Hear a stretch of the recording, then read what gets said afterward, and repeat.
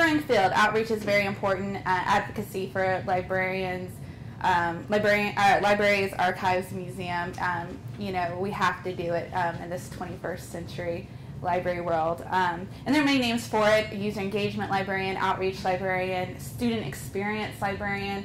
I've, going to all these conferences, all my colleagues have a diversity of names and titles, and the nature of what they do, their daily roles, their daily tasks, are just as different, and they're really reflective of their personal strengths and the strengths of their institutions. So my position at Augusta State is very unique, and it's kind of grown with me as I've grown into the position. But the position is a faculty position at ASU, and as faculty, you have certain obligations to the university and the university community. You must go to committees and be a part of the culture there. As faculty librarian, I'm also expected to maintain traditional roles of a librarian, such as reference and instruction. Well, what makes my role unique to the university system is the three main job functions I have. The first one would be to organize and execute programming for the library. So National Library Week, Banned Books Week, National Voter Registration Day, things like that. My second main job is to promote resources and services that we offer to our users, and not just student users, but faculty users, community users. And then third, and probably most academically, would be that I have to analyze student and user behavior and perceptions of the library. Perceptions of the physical library, perceptions of the resources we offer, and our presence online and digitally. So it's a pretty fun job. I get to do everything from Facebook and blogging to partnering with student organizations for events. So it's a very fun job. So how did I manage this great job? I really don't know how. It's dumb luck and strategy, I would say, because when I came to SLIS, I had a BA in history, but I worked for 5 years, and we'll call it the food service industry, and I really didn't have a lot of experience. I just went, it's 2009, the economy's tanking. What did I want to do? I knew I didn't want to work in food service the rest of my life.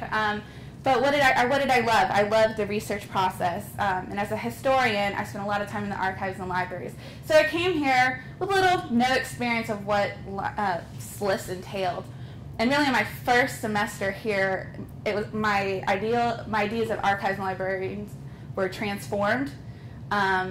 The MLIS degree really affords you a lot of opportunities, and there's a lot of diversity in it. So I just really threw myself into courses that ran from digitization to historic preservation and museums class, and I really just wanted to get a little bit of experience everywhere. And I did the same thing with my internships. I wasn't blessed with a great GA like Virginia. I would have killed for that. But I worked in the financial aid office, because sometimes you just have to start from the bottom. And I didn't know it now, but working in different departments and academics has really prepared me to deal with some of my faculty colleagues around campus. So again, start somewhere, because you don't realize how it will build. And so, when I graduated, I didn't know where to go. I think I knew a little bit about everything, but my focus wasn't that strong. And at the time, I felt that was a detriment. But as I was going through the hiring process, I realized that was actually an advantage. And so I have a few takeaways of what I think would help with users. First of all, start yesterday. The job search process is lengthy. And even if you're on top of your game, I know I applied to some positions in November and didn't hear back till March for an interview. So start yesterday. There's no way that you can start ahead of time. My second tip point would be to stay positive and stay patient. No one really tells you just how negative the whole job hunting process is. And it's constant rejection, and you have to really take it in stride. And having a good support system like a husband or family, or just classmates that you can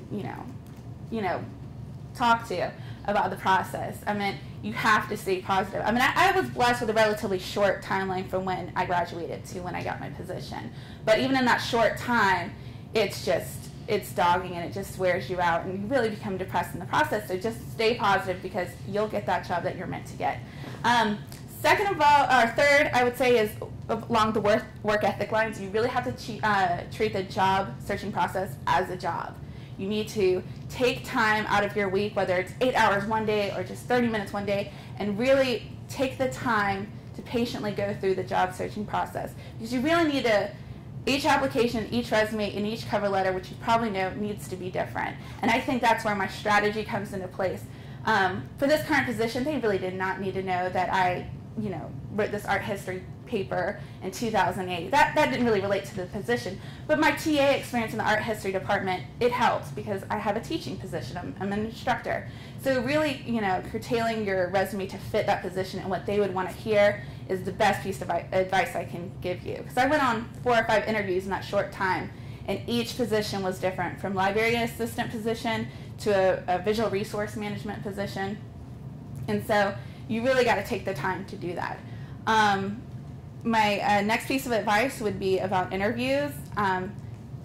Your first round of interviews, yes, practice, have responses to the stock answers. But when you're blessed with one of those in-person interviews, just remember you're interviewing them too. I was fortunate to be wined into a really prestigious liberal arts college, but it wasn't a good fit for me. And when you're going through this, you want to really jump on the first thing you can get, but you really need to evaluate and see what direction that you want to go in life and how it will help your future goals. So that's one of the takeaways I would get. And when you're blessed with a position, especially in academics, I think you're afforded a little more freedom. Make it your own. My predecessor, focused on meet the author events and your stock librarian events. And I was really focused on students. I'm fairly young, and I really just wanted to bring the students in. And I thought my strength was working with students and working with first-time college attendee, first families. I come from a family, I'm the only college graduate, and I can relate to that more. So I use that as a strength for my job. So when you get in your position, really make it your own, and it can form into something different. Right now, I'm analyzing student perceptions of the library, something somebody who had my job before never even had. So that's what I would say.